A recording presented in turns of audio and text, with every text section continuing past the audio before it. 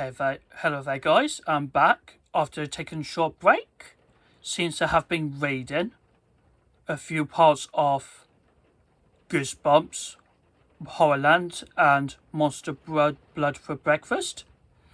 It seems like you have enjoyed it so far. It seems rather creepy and haunted, but it seems quite very entertaining and more educational for younger readers. So, we're going to finish off halfway through reading Goosebumps HorrorLand Monster Blood for breakfast. Now, let's start on reading from page 112. Now, we're all set. Sit back and relax and enjoy. And don't be scared. Silence. It was so quiet. I could hear the blood pulsing in my ears. I felt Sheena took my arm. Hurry, she said. We have to find help. Billy and I darted to the cafe door. I knew Sheena was right behind us. I could hear her footsteps on the tile floor. We burst out into the long hotel hall. Spider webs hung from the ceiling. The black and white wallpaper was covered with grinning skulls. But who cares about that fake stuff? We had a real problem to deal with. The horror at the front desk will know what to do, Billy said. He swallowed and then added in a tiny voice, I hope. He refused to help us before. Sheena said, This is difficult. I said this time. We turned a corner and bumped into the two horrors. They were orange and black uniforms, had silver badges on their caps. MPs, Monster Police. I read their name tags. The tall red-headed one was named Benson. His chubby partner was named Clem. Clem had purple horns that curled out from his forehead. I had run into MPs before. A bunch of different MPs had chased me through the park. They were trying to take away the strange plastic room key card another horror had given me. I had it tucked safely in my jeans pocket. They were scary dudes, but this time I was glad to see these guys. We need your help, I said. Breathe in hard. Front desk is that way. The horror cop named Benson said, pointing down the hall. You don't understand what I said. We have a problem. Billy's sister is invincible. The two MPs squint at us. Clem reached up and scratched his left horn. Benson laughed. You're joking, right? Clem grinned at his partner. What did the doctor say to the invincible man? Sorry, I can't see you now. They both laughed. Isn't it a joke? Sheena screamed. They didn't seem to hear her. It isn't a joke, Billy repeated. We went to that restaurant down the hill and my sister went invincible. I'm serious.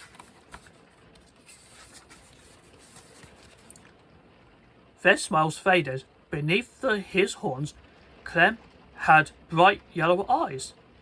He stared hard at Billy. Where is your sister?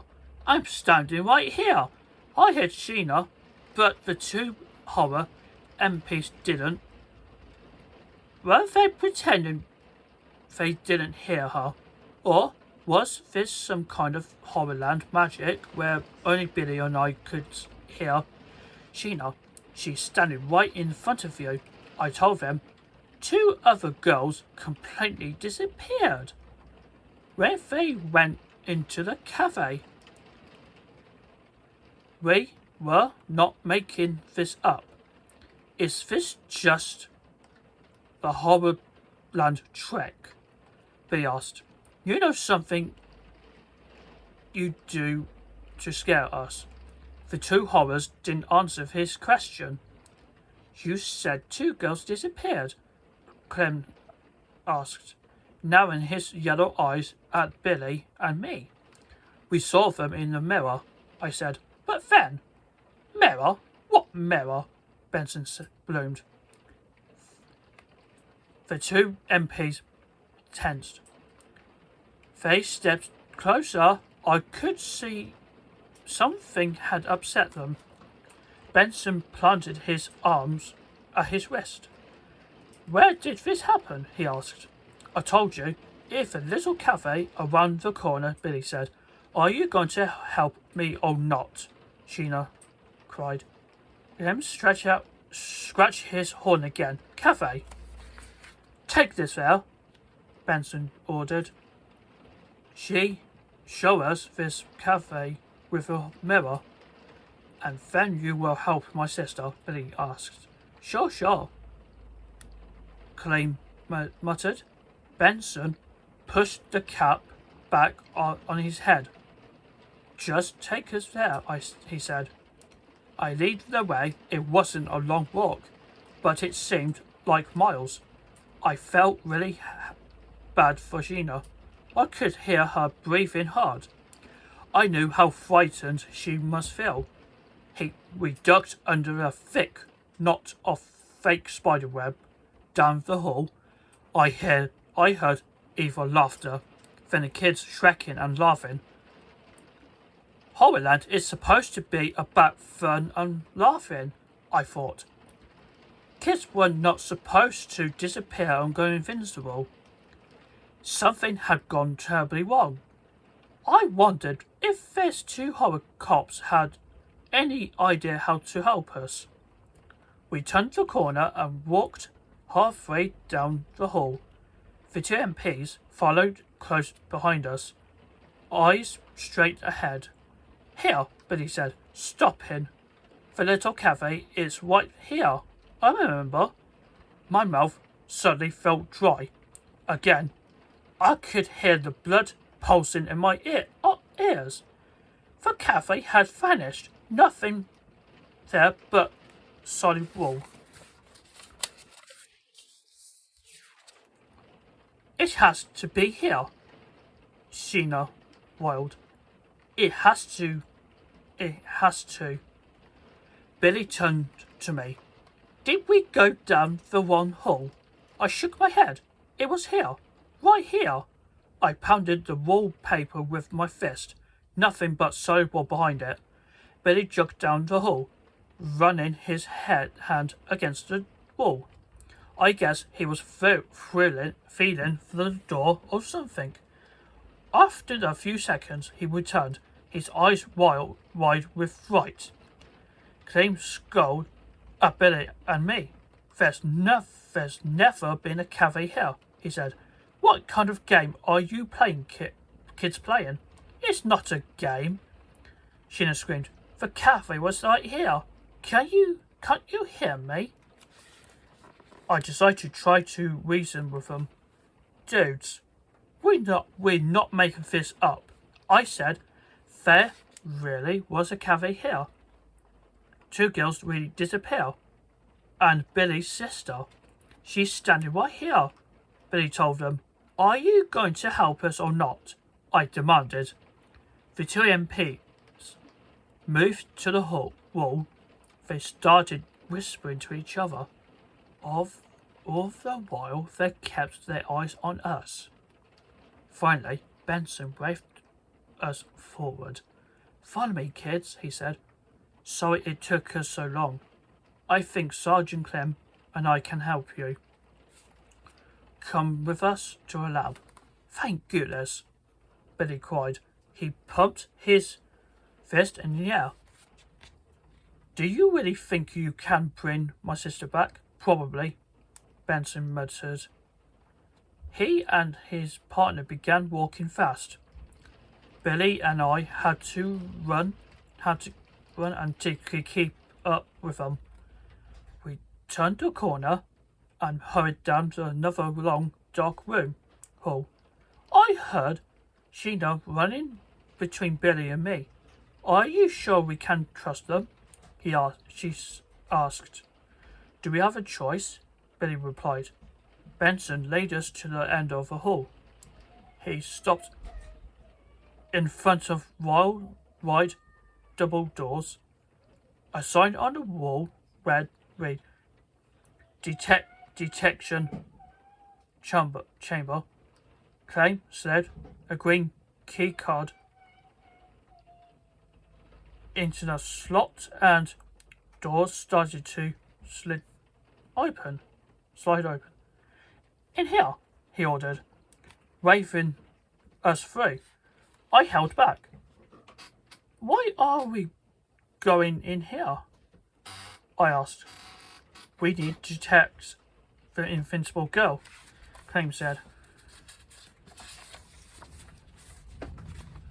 If we can't see or hear her, we can make her visible again. It seems to make sense. We followed them through the doorway. I let out the gasp as my eyes adjusted to a dim light. The huge room didn't look like a lab. It looked like a horror movie torture chamber. The first thing I saw was a tall chair with red and blue wires poking out of it. Like an electric chair, but beside it stood a tall wooden frame with a blade across the top. A guillotine. A cone of light spilled over a long white table. Thick leather straps lay across the table. A cabinet beside it was loaded with a shiny steel tools.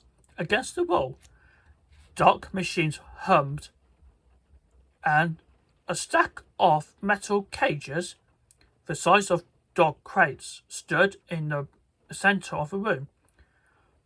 A shrill hissing sound filled in the air.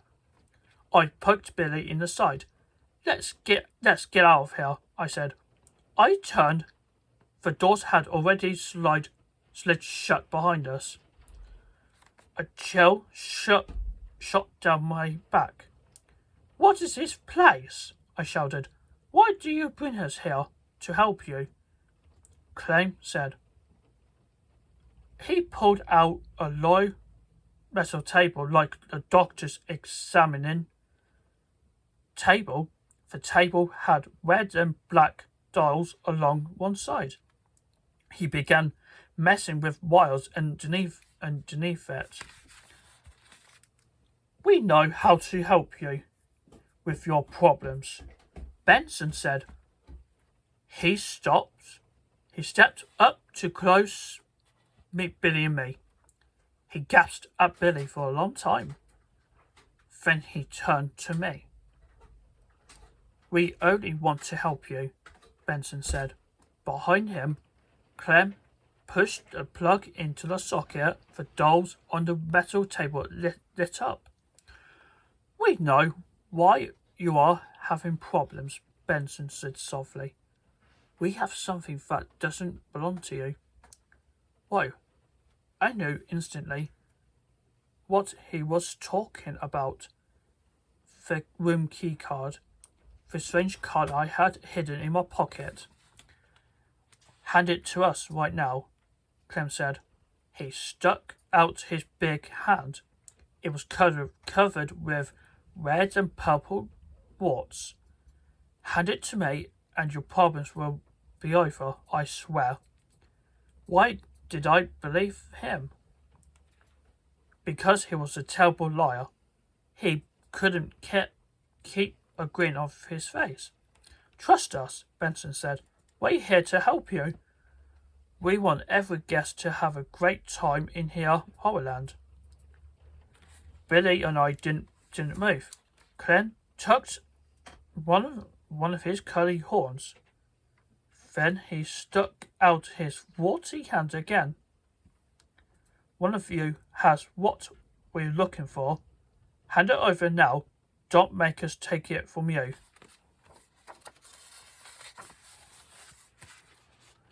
No way. Was I going to let them take the car key? I was going to give it back until I knew why they want it so badly. No way, no way. But what could I do? My legs were shaking, but I stood very still. I stared back at the two MPs, trying to look tough. I could see Billy trembling beside me. He knew what the two horrors wanted, but he didn't say a word.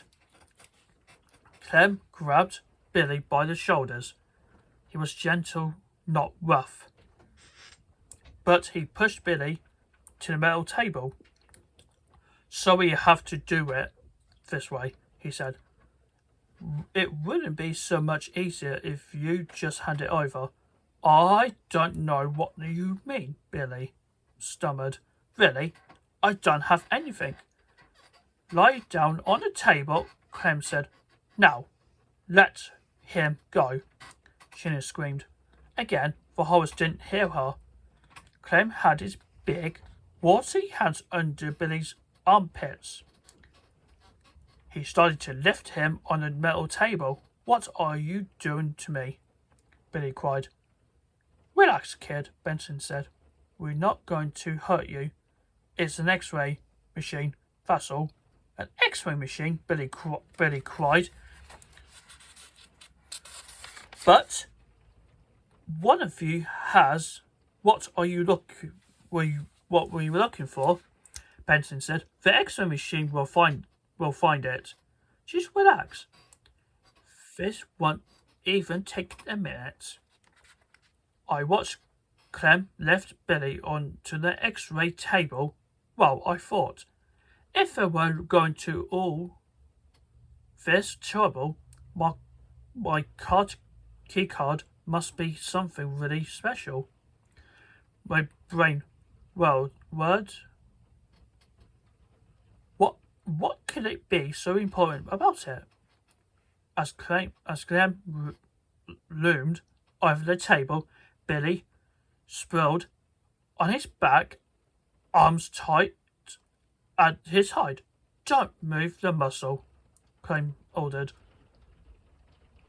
Benson twirled some dials on the side of the table. He glanced at the video screen on the wall. I could see Billy's bones on the X-ray screen. I could see a pack of chewing gum on one of his pockets. He doesn't have it. Benson told his partner. Clem gently lifted Billy off the table and set him down on the floor. Thanks, kid, Clem said. Sorry if I scared you. Billy shook his head. He brushed back his dark hair. He looked at me, but he didn't say anything. Clem waved at me to the table. You're next, pal. My names were shaky and my heart was thumping like crazy. But no way, it let them know I was scared. No problem, said. I didn't wait for them. I climbed onto the table. I lay flat on my back and pressed my hands against the cold metal. I couldn't see the video screen from here, but I knew the two MPs were studying it. The room grew silent. I could hear the hum of machines behind me and a pop and hiss of steam across the room. This kid doesn't have it either, Benson said finally. Let him up. Clem pulled me to my feet. I could keep the smile off my face as I stepped beside Billy. These dudes were pretty easy to fool. Can we go now? Billy asked. Clem raised a warty paw Not so fast, he said. Let's talk about this mirror you think you saw. I grabbed Billy's arms and tugged. Let's go.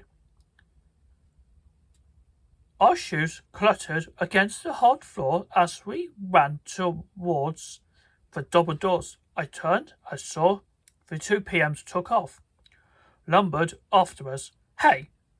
Clem let out the cry as he stumbled over something and toppled to the floor. Benson fell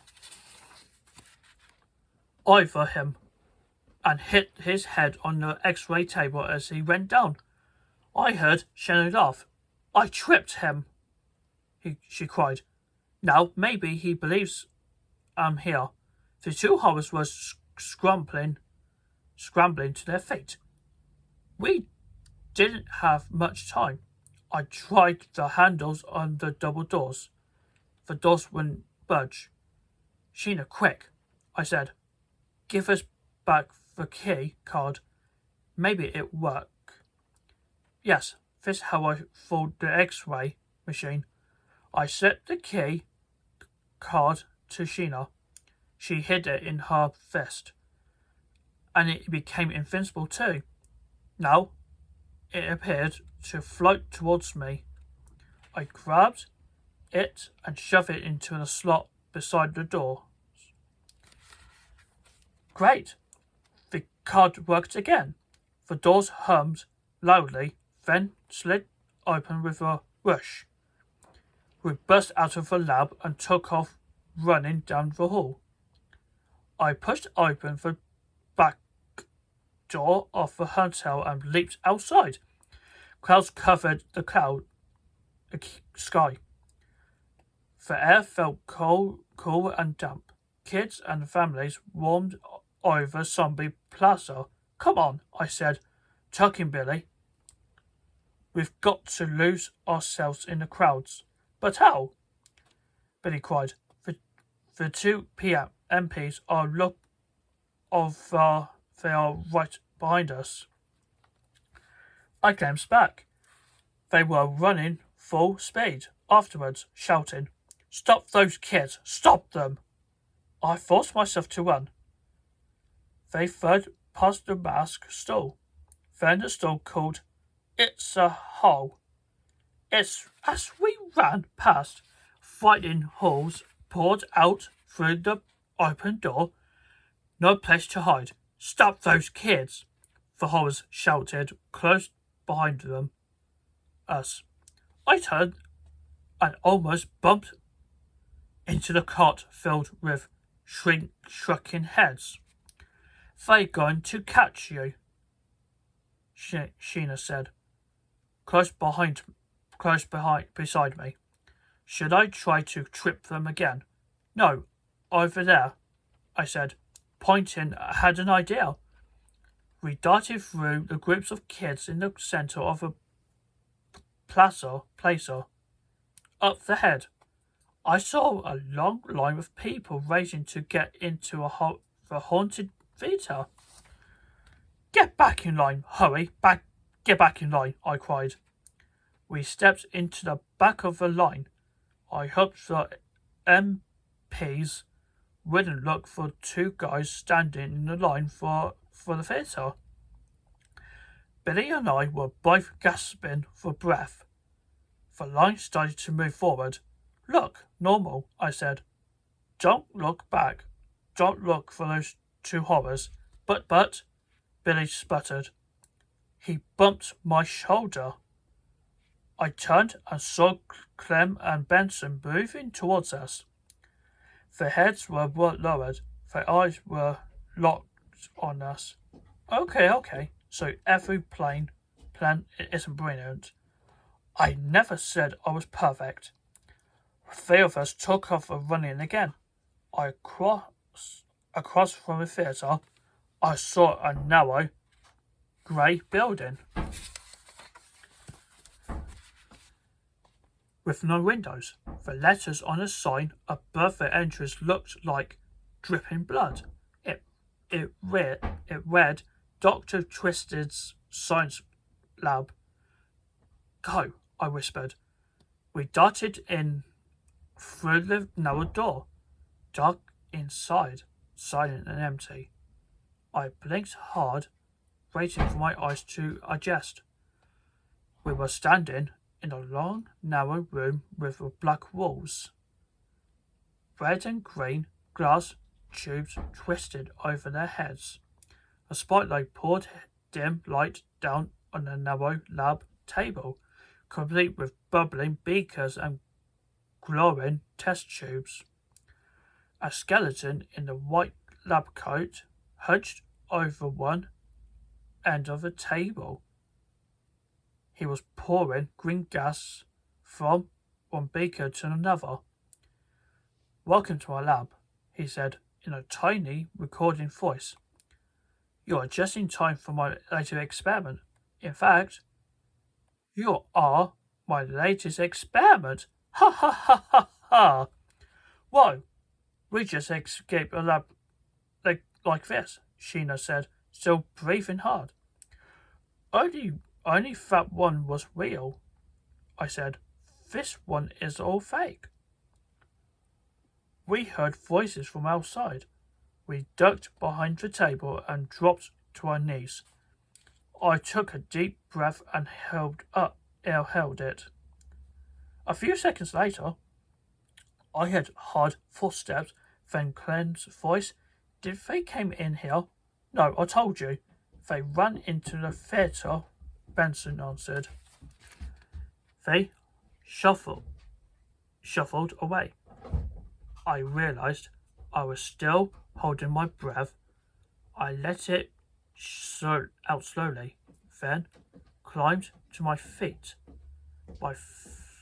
I leaned on the lab table, trying to steady myself. "We lost them," I muttered. "Welcome to my lab. You are just in time for my latest experiments." The skeleton's speech began to roll again. "Now what?"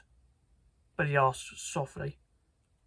"I just don't get it," Sheena said. "Why won't the horrors help us? Why don't they believe us? We told them 2 girls are missing and that I am invincible. And they didn't seem to care at all. All they cared about was taking Matt's keycard away." "Hey, check this out," Billy said. He was staring at the big glass jars on a lower shelf. "Are these real animal heads in these jars?" "Nothing is real in here," I said. "It's all a joke. In fact, you are my latest experiments. Ha ha ha." The skeleton doctor repeated. Green gas floated from his beaker. "We've got to get out of there," I said. Billy picked up the box from his shelf. "Weird," he whispered. It says trust me." I squinted at the big words on the green box with dripping blood letters that spelled out Monster Blood. Billy started to pull up the lid. "No!" I screamed. "Don't open it!"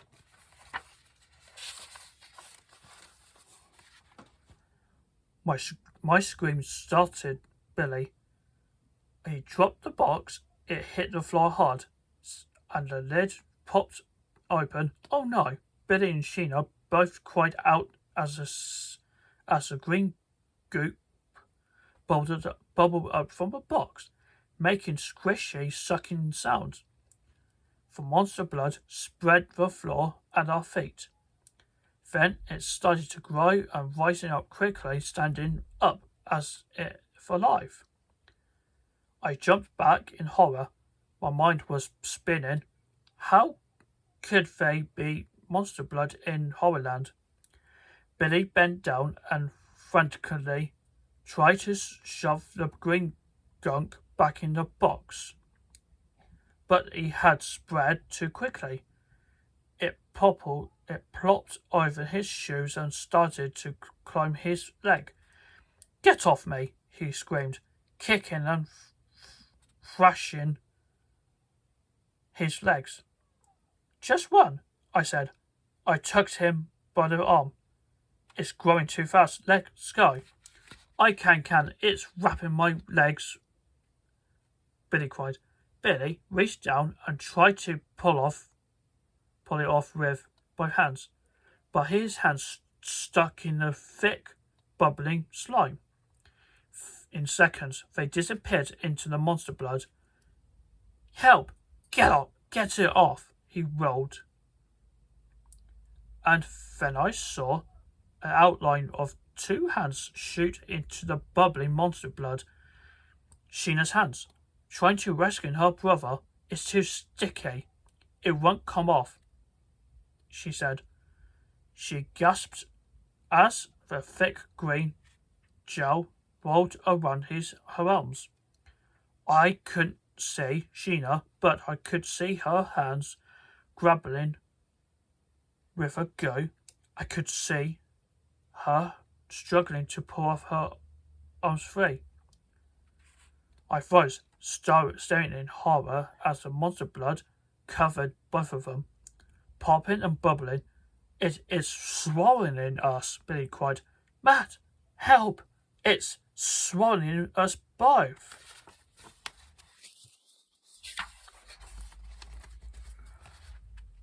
How could this happen? How could monster blood follow me here? I wanted to help my friends, but I knew if I grabbed the stuff, it would stick to me and pulled me in it too. What can I do? My hands tensed at my sides. I watched them kicking and twisting their bodies, struggling against the fast rising go. The key card. My hand slid to my jeans pocket. Yes, the strange card helped me out before. Maybe it could help us one more time. My hands were shaking. I struggled to slid out of my pocket. I raised it high. I aimed the front of the key at Billy and Sheena and held it there. Nothing happened. The monster blood hosed up towards Billy's neck and shoulders. His dark eyes bulged. His mouth was wide in a silent scream of terror. I could see the outline of Sheena's hands and arms as she fought to untangle herself, twisting and squirming. Help us, Matt. Do something. I turned the key around and tried again. Nothing. I pushed the card closer until it almost touched the monster blood. Come on, work, I pleaded. But no, the card wasn't helping it at all. Matt, it's up to my chin. Billy wailed. So sticky, I can't breathe. Sheena's voice came out in a choked whisper. I still had a key card right in the front of me when a loud voice boomed from a lab entrance. What's going on in here? Huh? He stuttered. I spun around hard and almost fell. A tall giant of a horror burst into a lab. Big, hairy hands balled into fists. He had a short, yellow horns on his head, with wavy green hair falling over his boulder-like forehead. He bright blue eyes under thick brown eyebrows. I recognized him. Yes.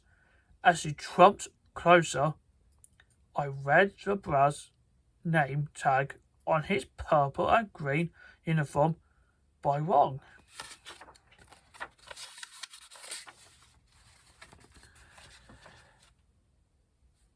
By one was a horror who came up to me when I first arrived.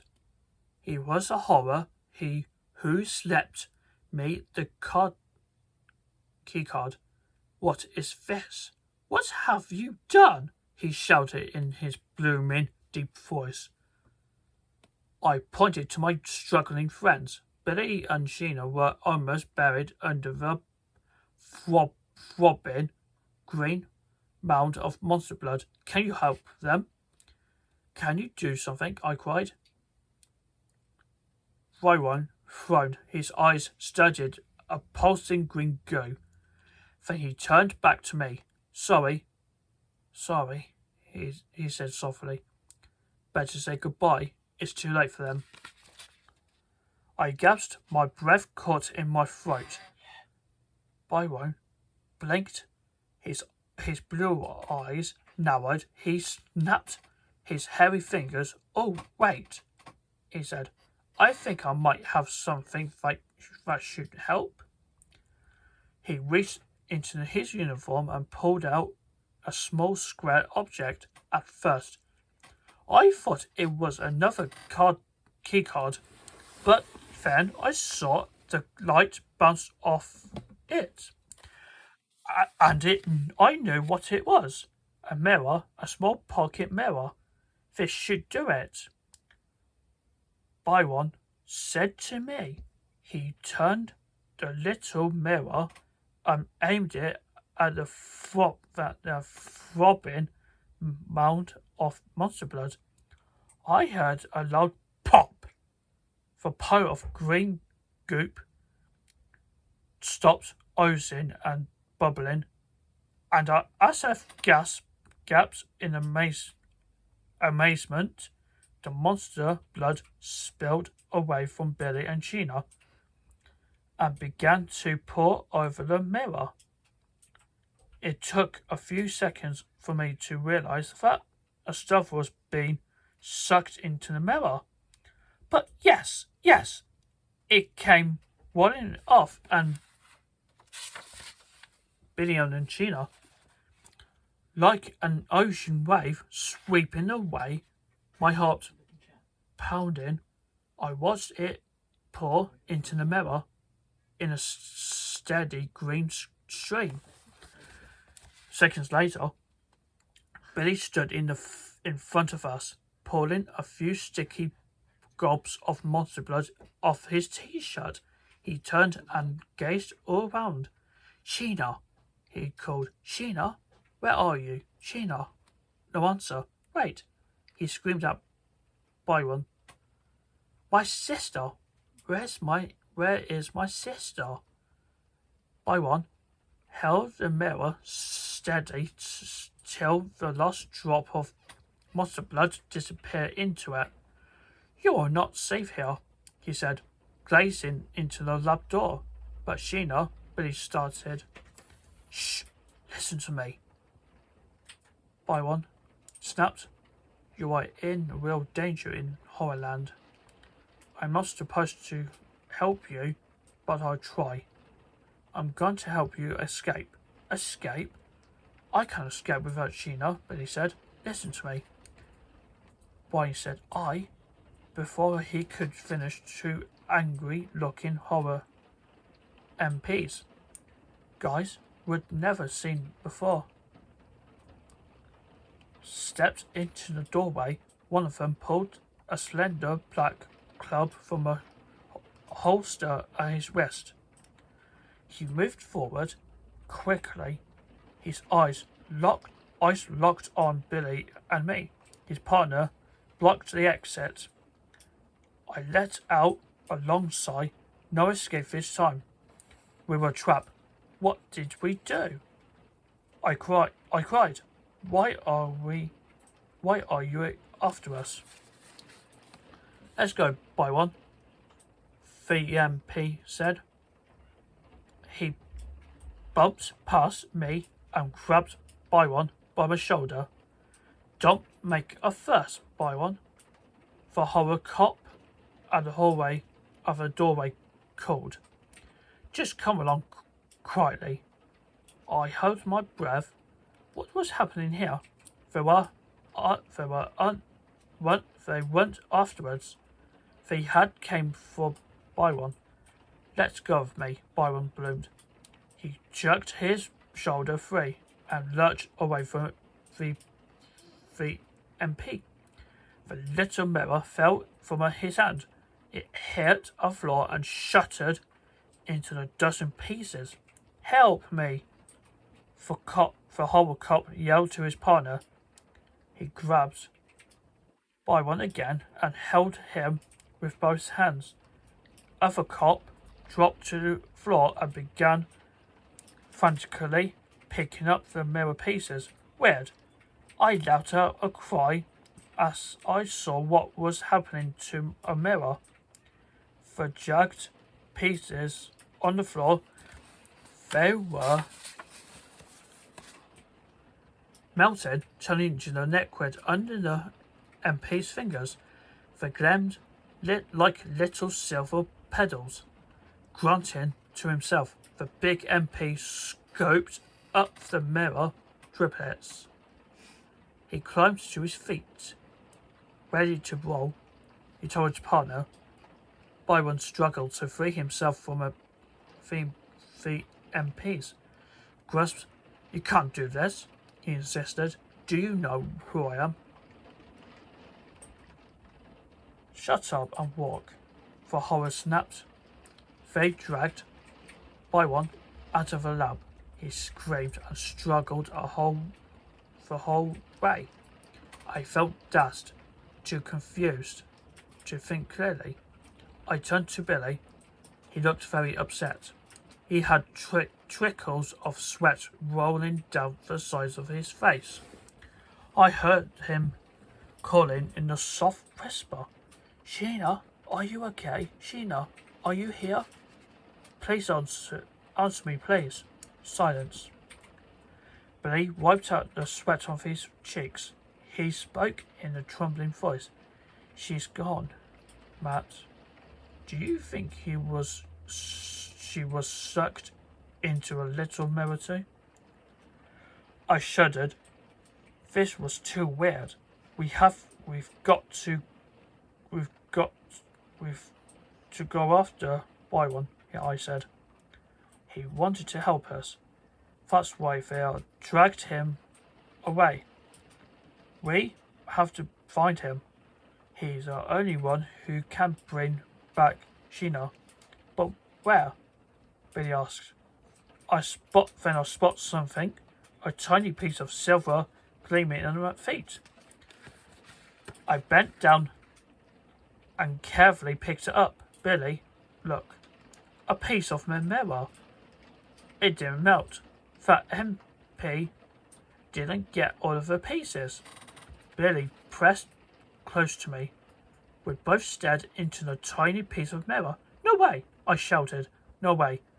In the tiny triangle of glass, I saw the two missing girls, Brittany and Molly. They were riding on an old-fashioned carousel with the creaming white horses and carriages. The girls were sitting side by side in the carriage, slowly spinning on the ride, and the carousel was covered in flames.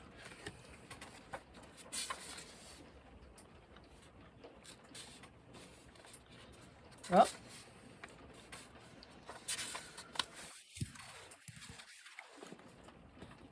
the substance inside the can was bright green and shimmered like jelly in the light from the ceiling. "Touch it," Andy said. But before Even had a chance, she reached a finger in and poked it. "It's cold," she said. "Touch it, it's really cold." Even poked it with his finger. It was cold, thicker than jelly, heavier. He pushed his finger beneath the surface. When he pulled his finger out, it made a loud sucking noise. "Gross," Angie said. Ethan shrugged. "I have seen worse. I'll bet it grows in the dark." Angie said, hurrying over to the light switch by a door. "It looks like the green that glows in the dark." She turned off the ceiling light, but late afternoon sunlight still poured in through the window.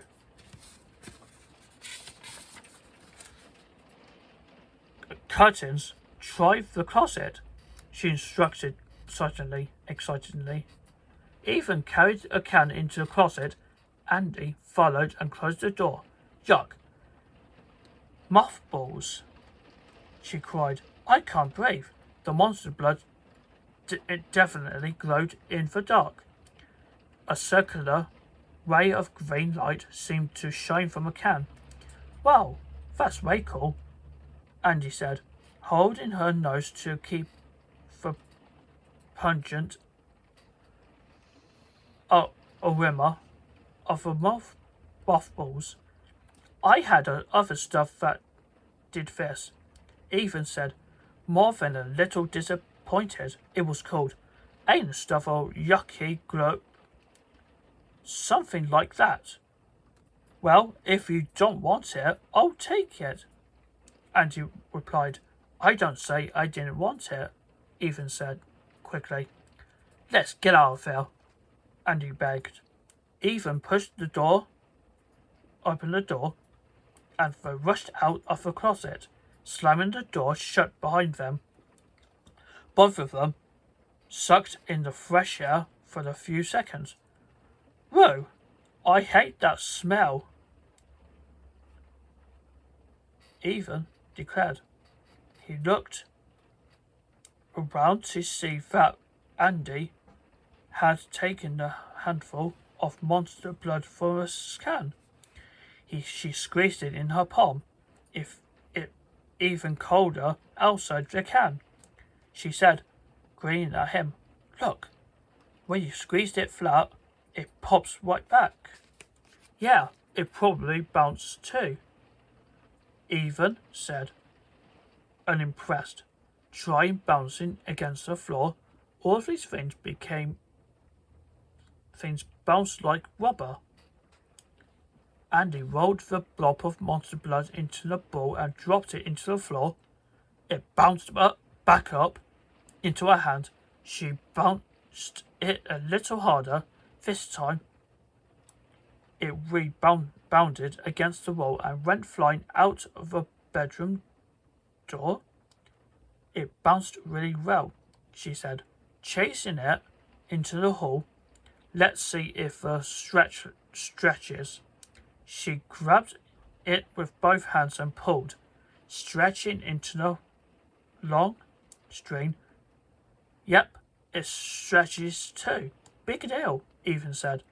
The stuff I had before bounced and stretched really well too. I thought this stuff was going to be different. It stays cold even after it's been in your hand, Andy said, returning to the room. Ethan glanced at the wall and noticed a dark, round stain by the floorboard. Uh-oh, look, Andy, that stuff stains. Let's take it outside and toss it around, she suggested. Okay, he agreed. We'll go out back. That way. Traeger won't be so lonely. Ethan held out a can and Andy replaced for a ball of monster blood. Then they headed downstairs and out of the garden. They were greeted by Trigger, who acted as they had been away for at least 20 years. The dog finally calmed down and sat in the shade of a tree, panted noisily. Good boy, then Ethan said softly. Take it easy, old fella. Andy reached into the can and pulled out the green glob. Then Ethan did the same. They rolled the stuff in their hands until they had two ball-shaped blobs. Then they began to play catch with them. It's amazing how they don't lose their shape, Andy said, tossing the green ball high in the air. Ethan shielded his eyes from a late afternoon sun and caught the ball with one hand. All this stuff is the same, he said. It isn't so special. Why, I think it's cool. Andy said defensively. Ethan's next toss was too tight. The great ball gunk sailed over Andy's outstretched hands. Whoa, Andy called. Sorry, Ethan called. They both stared as the ball bounced once and twice, then landed right in the front of Trigger. Started, the dog jumped to his feet and lowered his nose to sniff it. No, boy, Ethan called. Leave it alone. Leave it alone, boy.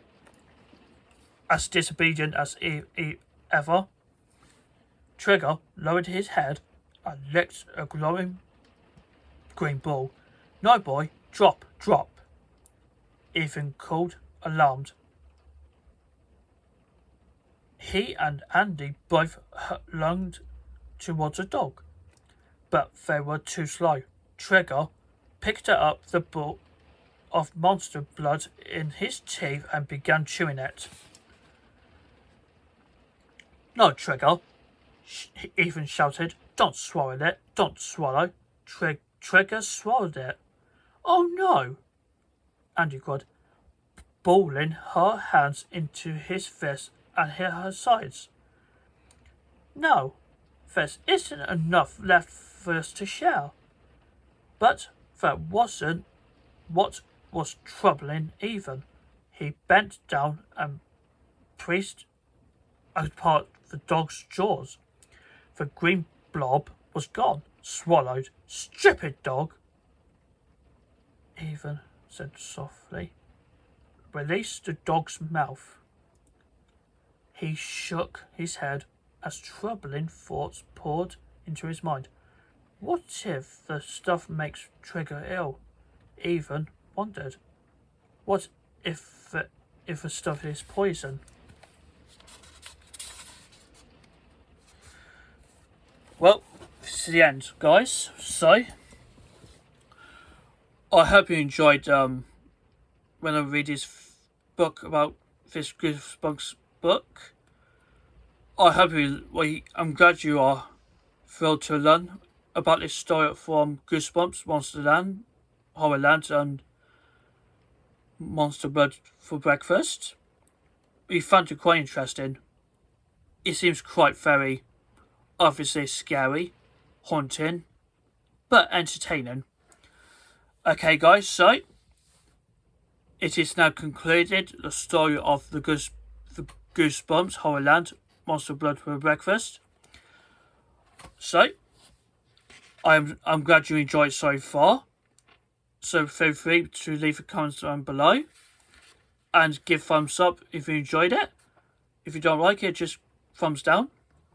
Okay, so remember, guys, don't forget to subscribe to my channel to hear my notification, and always look at my socials to check out is Pinterest, Twitter, Instagram, and TikTok. You can support my additional contents. So hopefully we can do another read aloud Halloween themed stories. You can stay tuned next year. So take it easy, guys. So I'll see you soon, and happy Halloween, and thank you very much.